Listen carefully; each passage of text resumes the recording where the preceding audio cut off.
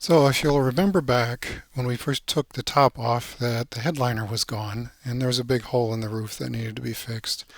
Well, the hole in the roof has been fixed as you can see here, and now it's time to install a new headliner, so let's go ahead and get started on that.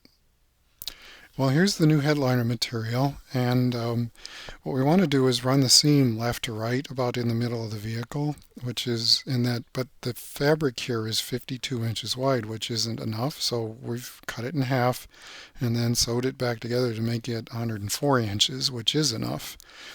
Taken the seam allowance, glued it down flat, and then taken a strip of foam and glued it on so that the thickness is about the same. And I'm hoping that when this goes back on the vehicle, it'll be nice and smooth. Okay, the gluing down process, you use a spray-on automotive headliner adhesive, which is a contact cement. Um, I did some experiments beforehand and decided it was best if you spray some on the fabric, some on the bottom. And if you wait about 5 minutes before you adhere it, you get really good adhesion. Another thing I learned partway through this process, which would be good for you guys, not a mistake for you guys not to make, which is don't glue it rim to rim. Just glue the bottom part first, and then come around and do all of those edges. Here you can see I'm trimming out the parts down to get them roughly the right size. That made it easier to handle the material while I was working with it. It's not wildly oversized. If you're wondering about the plastic is there so that when it's rolled up and I'm spraying adhesive that there's no overspray gets onto the headliner.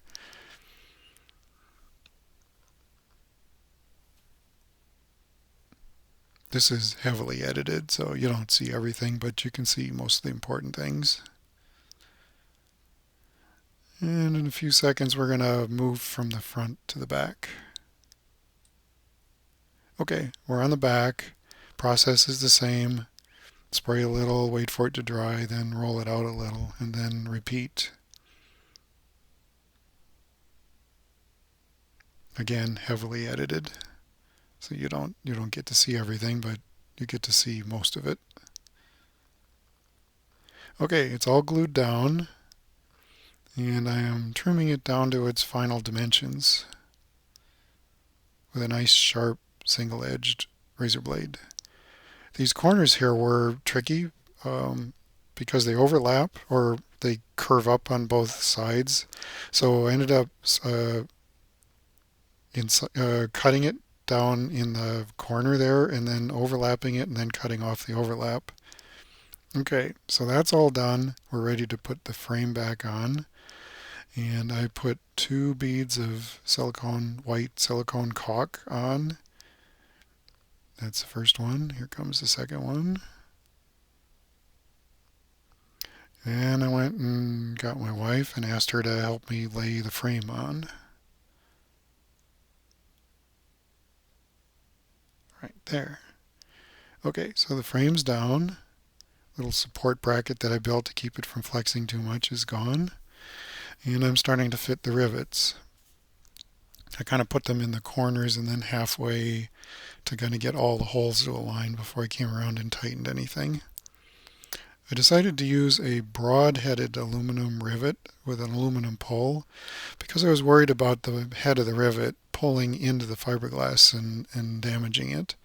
And that worked.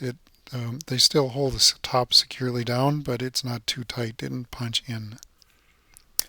Okay, so the bottom part of the top is all done. The frame is done. The headliner material is in.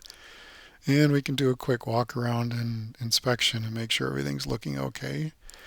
The next step here is to turn the top over and do some finish work. I still have to do some sanding and filling of imperfections on the top, and then we can paint it. Then once it's painted, it can go back on the vehicle. Okay, it's the next day, and the top is turned over.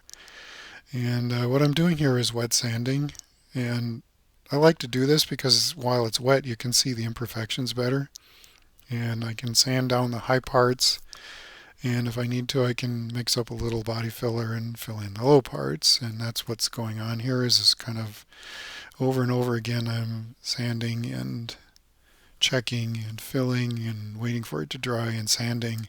Again, this is heavily edited so that you don't have to watch the whole thing. This actually took most of the day. Okay, the sanding is done and we're on to painting. I ended up deciding to use spray cans. It's not my favorite, especially for a big, long, big, broad surface like this. Really hard to get it down evenly without it being streaky. Partly because the nozzles on spray cans are extremely poor quality. You don't get a very good pattern of spray. But I'm not in a position to set up a spray booth and spray it, so this is kind of the best I could do with this. It turned out basically okay. Again, a real spray gun in a spray booth would have turned out best.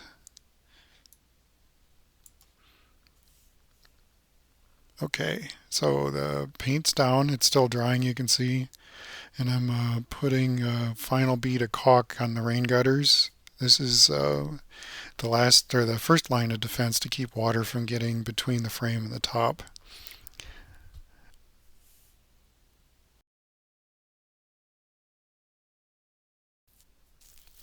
Okay, the top's back on and it looks okay to me.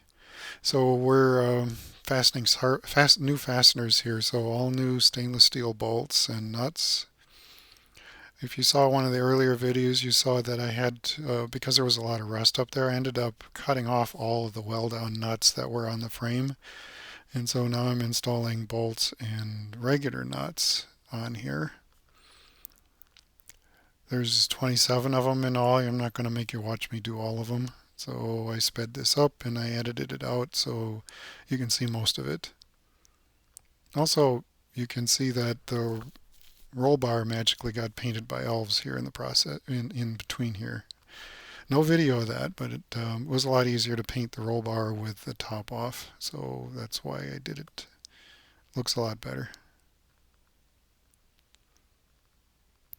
Okay, we're going to switch to the other side. You can see some of them are already done. I did go around and sort of do every fourth or fifth one to get it all aligned properly so all the holes would match up.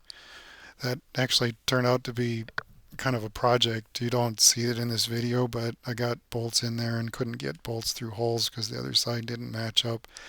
Ended up having to loosen everything and jigger it around a little, and it took 3 of those to get everything to line up enough to where I could put all the bolts in.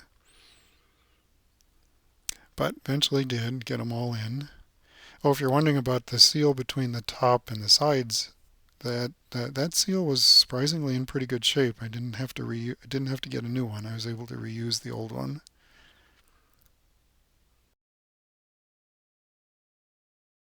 Okay, the top is done and it's back in the car. I thought I would do a little after video so we can compare it to the before video. See, all new hardware. It's all stainless steel, so it shouldn't get rusty. Roll bar got painted.